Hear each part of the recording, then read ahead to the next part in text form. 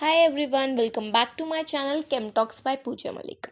In today's video, we are going to discuss the previous year questions of the unit periodic properties. ये एक ऐसा unit है जो 12th level पे भी एंड ग्रेजुएशन लेवल पर भी बहुत ही इंपॉर्टेंट है. सो आज हम इस वीडियो में एमडीयू में आए हुए कुछ प्रीवियस ईयर क्वेश्चंस को डिस्कस करेंगे एंड उसके पैटर्न को समझ के इन क्वेश्चंस को कैसे अटेम्प्ट करना है वो देखेंगे. सो ये कुछ इंपॉर्टेंट क्वेश्चंस हैं. Kindly watch the video and subscribe to my channel. And अगर आपको वीडियो अच्छा लगे, यूजफुल लगे, please give it a like. Let's start. The first question which has been asked in previous year is write electronic configuration of Zn2 plus ions. So electronic configuration एक important part है periodic properties का. देखते हैं इसकी configuration कैसे लिखेंगे.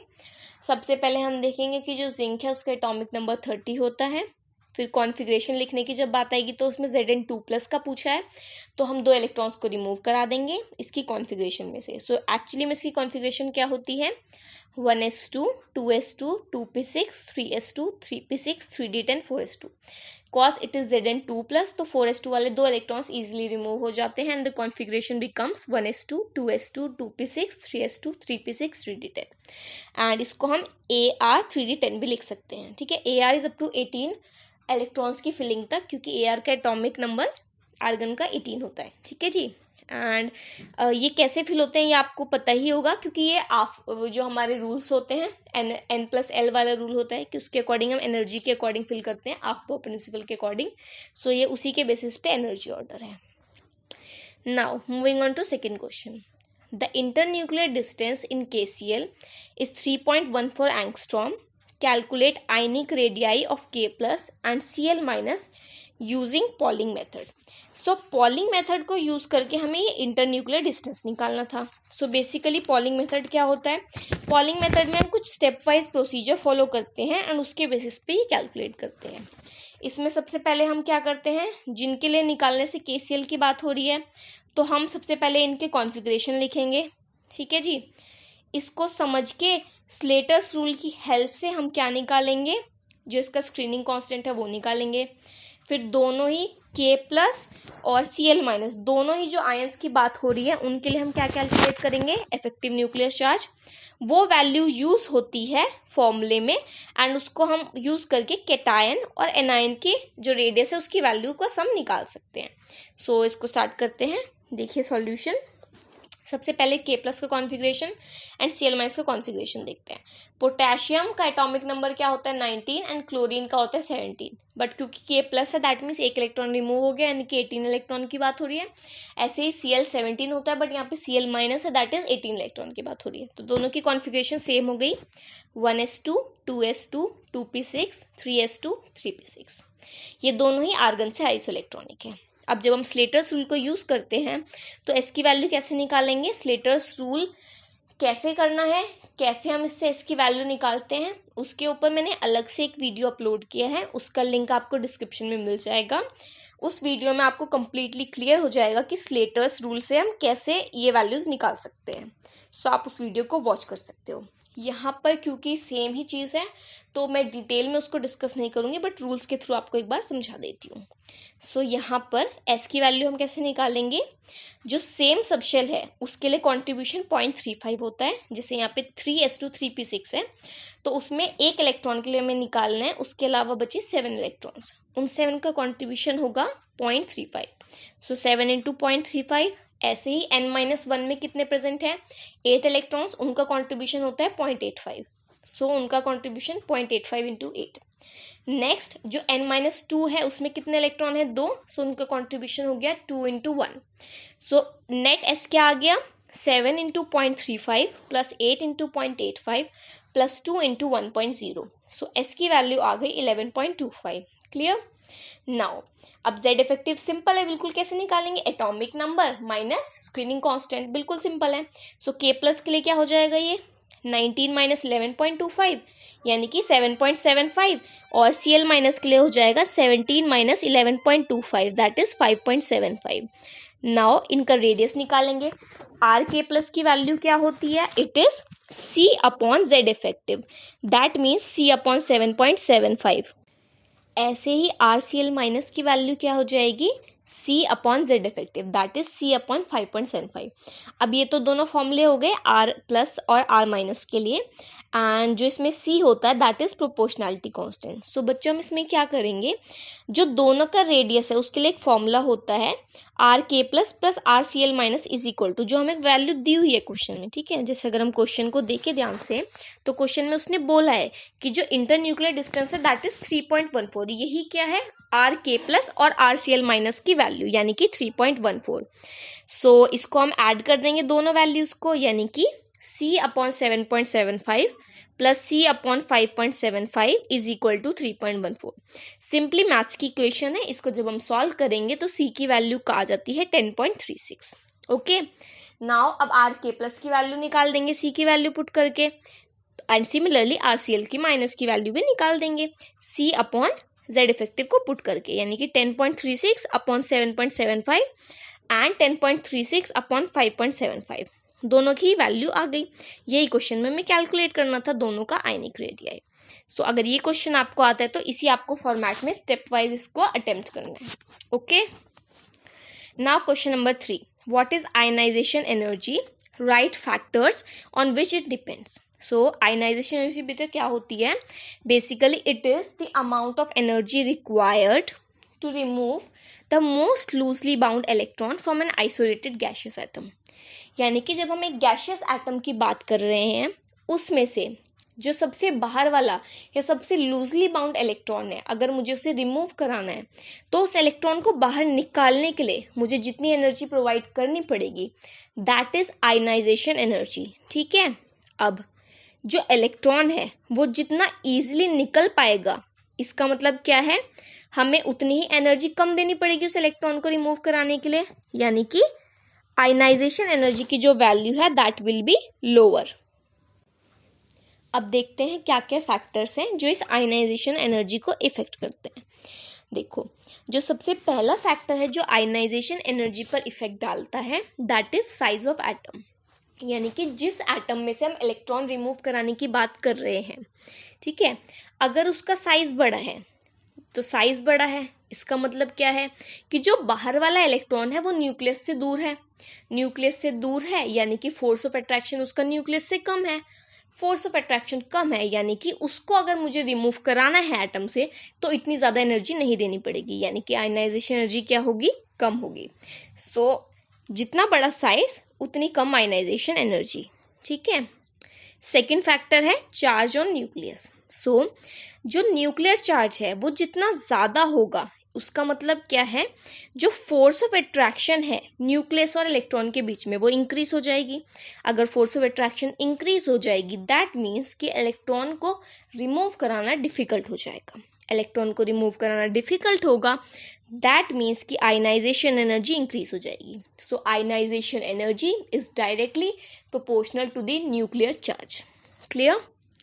Third factor है screening effect of inner electrons. देखो, जो आउटर मोस्ट इलेक्ट्रॉन्स हैं वो इनर इलेक्ट्रॉन्स के प्रेजेंट होने की वजह से न्यूक्लियस के बीच में और आउटर मोस्ट इलेक्ट्रॉन्स के बीच में जो बीच में इनर इलेक्ट्रॉन्स प्रेजेंट होते हैं वो एक शील्डिंग इफेक्ट या फिर एक स्क्रीनिंग इफेक्ट क्रिएट करते हैं, जिसकी वजह से जो न्यूक्लियर का एक्चुअल फोर्स ऑफ अट्रैक्शन होना चाहिए था बाहर वाले इलेक्ट्रॉन्स पे, या जो उसका न्यूक्लियर चार्ज होना चाहिए था वो एक्चुअल नहीं होता, वो थोड़ा रिड्यूस हो जाता है एंड हमें इफेक्टिव न्यूक्लियर चार्ज देखना होता है। सो होता क्या है, क्योंकि शील्डिंग इफेक्ट हुआ तो आउटर मोस्ट इलेक्ट्रॉन की जो फोर्स है अट्रैक्शन की न्यूक्लियस से वो कम हो गई, दैट मीन्स कि हम उसको इजीली रिमूव करा सकते हैं और हमें कम आयनाइजेशन एनर्जी चाहिए होगी। सो किसी भी एटम में जितना ज़्यादा स्क्रीनिंग इफेक्ट होगा उसमें से इलेक्ट्रॉन रिमूव कराने में हमें उतनी कम एनर्जी देनी पड़ेगी, that means screening effect is inversely proportional to ionization energy. ठीक है जी। नाउ जो फोर्थ फैक्टर है दैट इज इलेक्ट्रॉनिक अरेंजमेंट। ठीक है, इलेक्ट्रॉनिक अरेंजमेंट यानी कि कुछ कॉन्फ़िगरेशंस क्या होता है, because of the electronic configurational arrangement वो बाकियों के कंपैरिजन में स्टेबल होती है। ये कब होता है, जैसे कि कोई फुलफिल्ड कॉन्फ़िगरेशन है, ठीक है, या कोई हाफ फिल्ड कॉन्फ़िगरेशन है, ये कंपेयर टू अदर कॉन्फ़िगरेशन थोड़ी ज़्यादा स्टेबल होती हैं। तो उसकी वजह से क्या होता है, क्योंकि ये स्टेबल कॉन्फ़िगरेशन है तो इनमें से इलेक्ट्रॉन को निकालना इतना आसान नहीं होता। इसी वजह से इनकी जो आयनाइजेशन एनर्जी होती है वो हायर होती है as compare to other electronic configuration. The last factor is penetration effect. Penetration effect orbitals पे डिपेंड करता है। लाइक जो एस के इलेक्ट्रॉन्स होते हैं वो मोर पेनिट्रेटिंग होते हैं towards nucleus then P then D then F. So S का पेनिट्रेशन इफेक्ट सबसे ज़्यादा होता है, देन पी का, देन डी का, देन एफ का। सो जितना ज़्यादा पेनिट्रेशन होगा उतना ही वो न्यूक्लियस के करीब होंगे एंड उतना ही उनमें से इलेक्ट्रॉन रिमूव करना मुश्किल होगा, यानी कि एस में से इलेक्ट्रॉन रिमूव करना मुश्किल होगा as compare to p, as compare to d, as compare to f, depending अगर सेम शेल की बात हो रही है। क्लियर? सो ये हो गए factors. Now let's move on to fourth question. The fourth question is what is electronegativity, give its variation in a period and a group in periodic table. ठीक है जी। सो इलेक्ट्रोनेगेटिविटी क्या होती है? देखो, इलेक्ट्रोनेगेटिविटी होती है अगर दो एटम्स के बीच में एक इलेक्ट्रॉन पेयर की शेयरिंग हो रही है, तो अगर उनमें से कोई एटम ऐसा है जिसकी उस शेयर्ड इलेक्ट्रॉन पेयर को अपनी तरफ खींचने की टेंडेंसी थोड़ी ज़्यादा है, तो हम बोलेंगे वो ज़्यादा इलेक्ट्रोनेगेटिव है। इसी टेंडेंसी को जो शेयर्ड इलेक्ट्रॉन पेयर को अपनी तरफ अट्रैक्ट कर लेती है, हम उसको बोलते हैं इलेक्ट्रोनेगेटिविटी। अलग अलग एटम्स की अलग अलग इलेक्ट्रोनेगेटिविटी होती है। अब इसकी वेरिएशन की बात करते हैं। अगर हम एक पीरियड में बात करें तो जब हम लेफ्ट टू राइट जाते हैं तो इलेक्ट्रोनेगेटिविटी इंक्रीज होती है। ठीक है जी। होता क्या है, लेफ्ट टू राइट जब हम जाते हैं तो एटॉमिक साइज डिक्रीज होता है, जो इफेक्टिव न्यूक्लियर चार्ज है वो इंक्रीज होता है एंड जो अट्रैक्शन होती है फॉर इलेक्ट्रॉन दैट इंक्रीजेस। सो इसी की वजह से इलेक्ट्रोनेगेटिविटी इंक्रीज हो जाती है। जैसे अगर हम नाइट्रोजन, ऑक्सीजन, फ्लोरीन में कंपैरिजन करें तो फ्लोरीन की इलेक्ट्रोनेगेटिविटी ज़्यादा होती है। अगर हम एक ग्रुप में बात करें, when we come from top to bottom, so atomic size increase हो रहा है, जो बॉन्डिंग इलेक्ट्रॉन्स हैं वो न्यूक्लियस से दूर जा रहे हैं, न्यूक्लियस से दूर जा रहे हैं, दैट मीन्स अट्रैक्शन डिक्रीज हो रहा है and that is why electronegativity क्या हो रही है, down the group decrease. So ये हो गया इलेक्ट्रोनेगेटिविटी का trend. Question number 5, calculate Z effective experienced by a 2p electron in oxygen atom. So ये वापस इफेक्टिव न्यूक्लियर चार्ज से रिलेटेड क्वेश्चन है। दैट मीन्स कि ये स्लेटर्स रूल इसमें हमें अप्लाई करना है।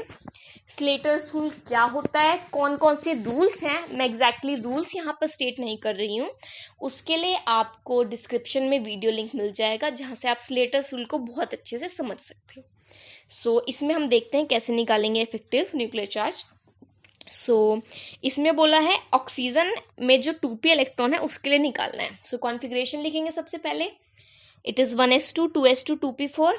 सो जिस शेल में हमें निकालना है, जिस ग्रुप में निकालना है, उसमें और कितने इलेक्ट्रॉन बचे, p में निकालना है तो 2 वाले और कितने इलेक्ट्रॉन है, 2s2 2p4, that means 5 electron और बचे।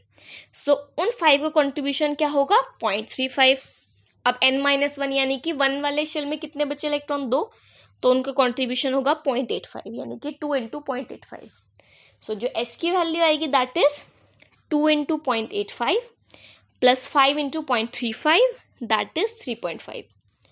इफेक्टिव न्यूक्लियर चार्ज कैसे कैलकुलेट करते हैं, एक्चुअल न्यूक्लियर चार्ज में से माइनस करते हैं s। एक्चुअल न्यूक्लियर चार्ज मतलब एटॉमिक नंबर। सो ऑक्सीजन के लिए 8 minus 3.5 and effective nuclear charge आता है 4.55। ओके जी, क्लियर है कैसे निकालना है इसको।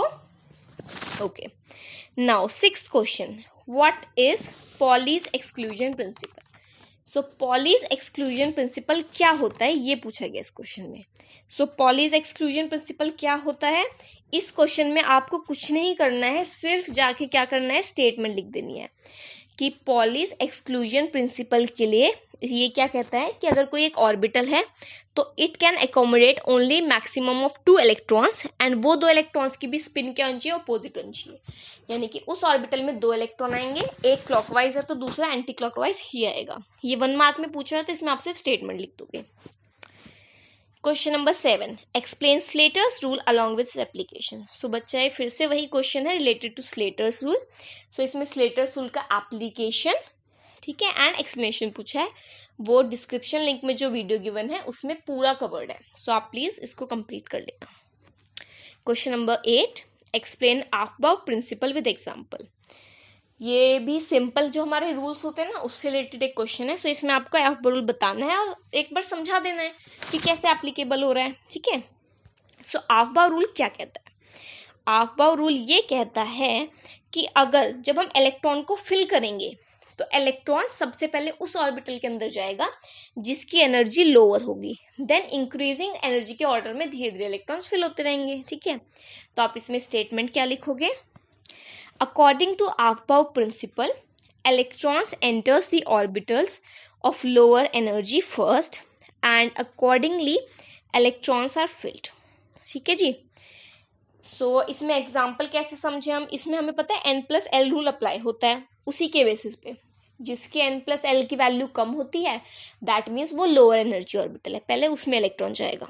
अगर बाई चांस दो ऑर्बिटल ऐसे आते हैं जिनकी n+l वैल्यू सेम है तो उसमें हम वो ऑर्बिटल को चूज करते हैं जिसकी n वैल्यू लोअर होती है। इसको समझते हैं। एग्जाम्पल कैसे लिखोगे आप बताओगे जैसे जो फिलिंग है like 1s 2s 2p 3s 3p 4s 3d 4p 5s ऐसे होती है। सो 3s 3p के बाद आना 3d चाहिए था बट पहले इलेक्ट्रॉन 4s में जाते हैं, उसका रीजन यही होता है ड्यू टू अबाव प्रिंसिपल।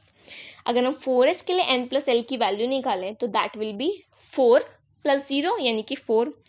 अगर हम 3d के लिए n+l की वैल्यू निकालें तो दैट विल बी 3 + 2 यानी कि 5। सो क्योंकि 4s की n+l वैल्यू लोअर है इसलिए पहले उसमें इलेक्ट्रॉन फिल होते हैं एंड देन 3d में। सो ये एग्जाम्पल आप मेंशन कर सकते हो इस क्वेश्चन में।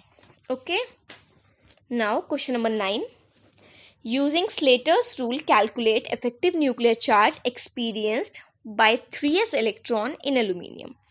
सो इस क्वेश्चन में भी आपको वही करना है, इफेक्टिव न्यूक्लियर चार्ज कैलकुलेट करके दिखाना है। सो इसको करते हैं। देखो इसको आप वैसे ही करोगे, सबसे पहले आप क्या लिखोगे कि कॉन्फ़िगरेशन क्या है, 1s2 2s2 2p6 3s2 3p1। अब इसका स्क्रीनिंग कांस्टेंट निकालेंगे।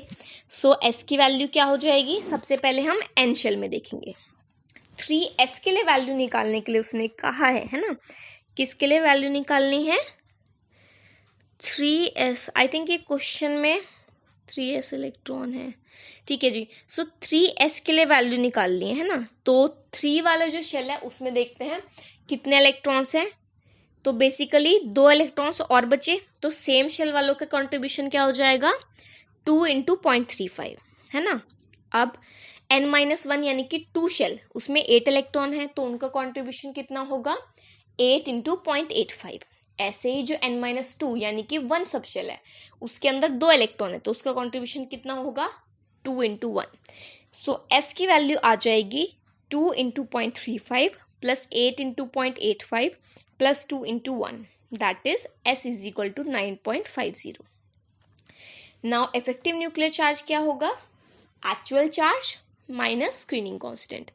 अल्यूमिनियम का एटॉमिक नंबर 13 होता है, सो s विल बी 13 - 9.50 यानी कि 3.50।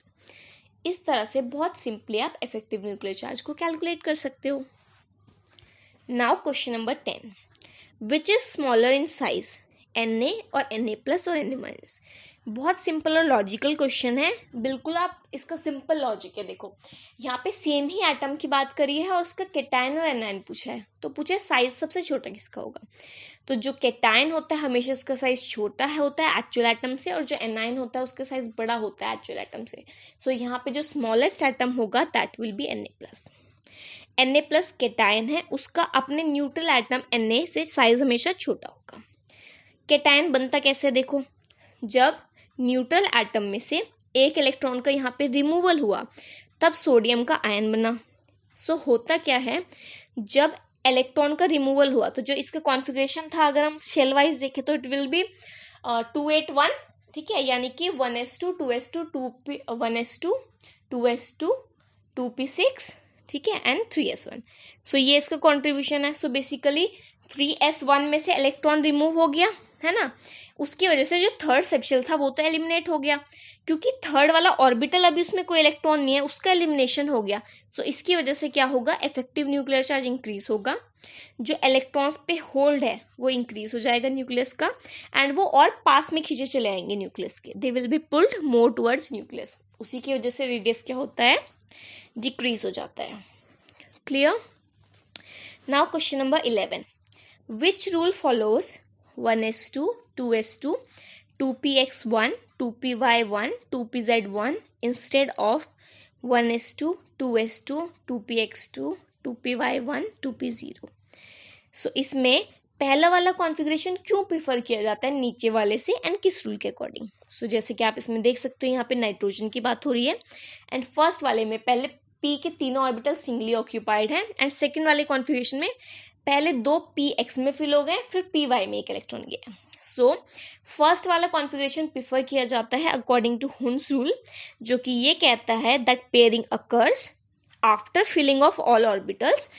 ठीक है, सबसे पहले जब सारे सिंगली ऑक्यूपाइड हो जाते हैं उसके बाद पेयरिंग शुरू होती है। ठीक है, सो इसी वजह से first configuration is preferred according to Hund's rule. Clear.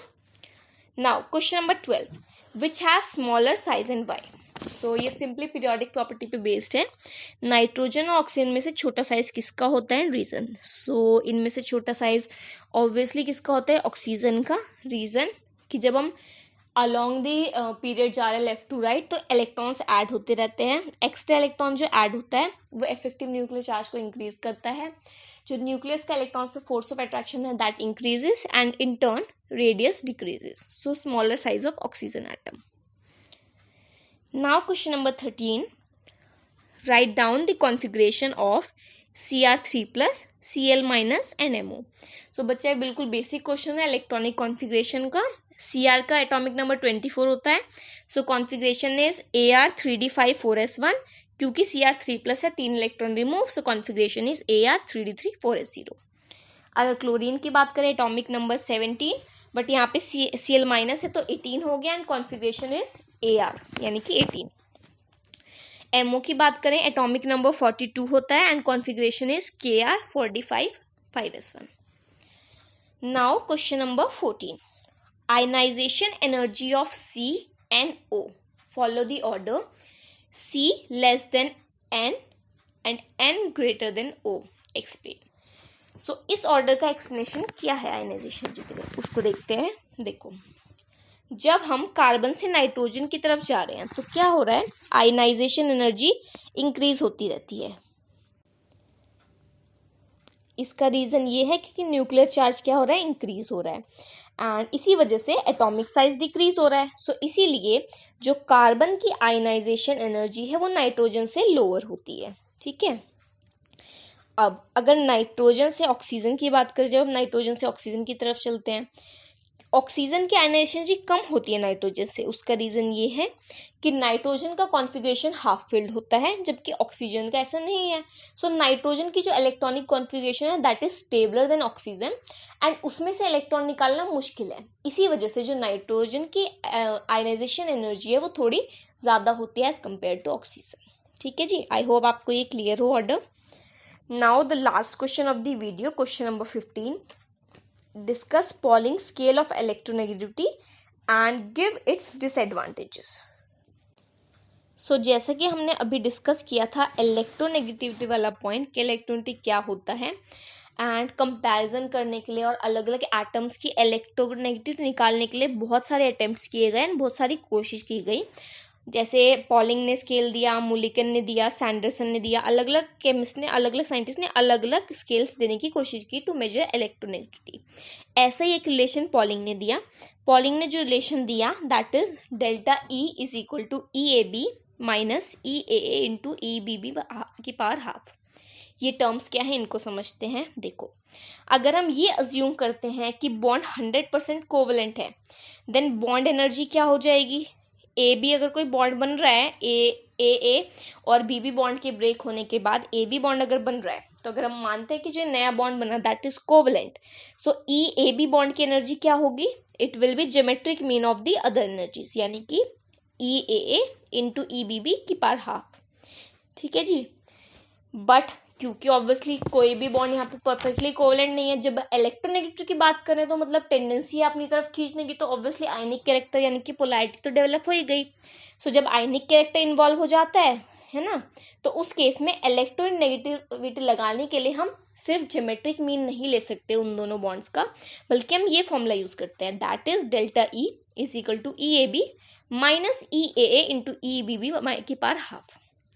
So delta E क्या निकल के आया यहाँ से, ये वो एक्सेस बॉन्ड एनर्जी की वैल्यू निकल के आई, जो कि क्या है, ए और बी एटम्स की इलेक्ट्रोनेगेटिविटी का डिफरेंस होता है। यानी कि डेल्टा ई को अगर हम रिलेट करना चाहे इलेक्ट्रोनेगेटिविटी से, तो हम क्या यूज करेंगे, ये second equation X A minus X B is equal to 0.18 into delta E की पावर हाफ। इस रिलेशन को यूज करके अगर हम ऊपर से डेल्टा ई की वैल्यू निकाल लेते हैं, और अगर आपको इसलिए कोई न्यूमेरिकल भी आता है, लाइक आपको एक्स ए एक्स बी की एक की वैल्यू दी है और दूसरे की पूछी है, तो आप डेल्टा ई की वैल्यू पुट करो, जिसकी वैल्यू गिवन है इलेक्ट्रॉन की वो पुट करो, एंड सेकेंड एटम की इलेक्ट्रोनेगेटिविटी आप इजीली कैलकुलेट कर सकते हो यूजिंग दिस फॉर्मूला। डिसएडवांटेज बच्चों इसका यही था कि हमने ये पूरा अजम्पशन लिया बॉन्ड एनर्जीज के बेसिस पे कि हमें ई ए की वैल्यू पता है, ई बी बी की वैल्यू पता है, बट एक्चुअली में कई बार हमें एग्जैक्ट वैल्यू और एक्यूरेसी से ये वैल्यू हम कैलकुलेट नहीं कर पाते। तो अगर ये वैल्यू ही कैलकुलेट नहीं कर पाएंगे तो डेल्टा ई नहीं निकलेगा एंड हम इलेक्ट्रोनेगेटिविटी ऑफ एटम की वैल्यू नहीं निकाल पाएंगे। ठीक है जी। सो आई होप कि पीरियोडिक प्रॉपर्टीज यूनिट के आपको जो क्वेश्चन डिस्कस किए हैं सब क्लियर हो। अगर किसी भी क्वेश्चन में कोई डाउट है तो please mention it the comment section, and please in questions को अच्छे से प्रैक्टिस करो। All the best.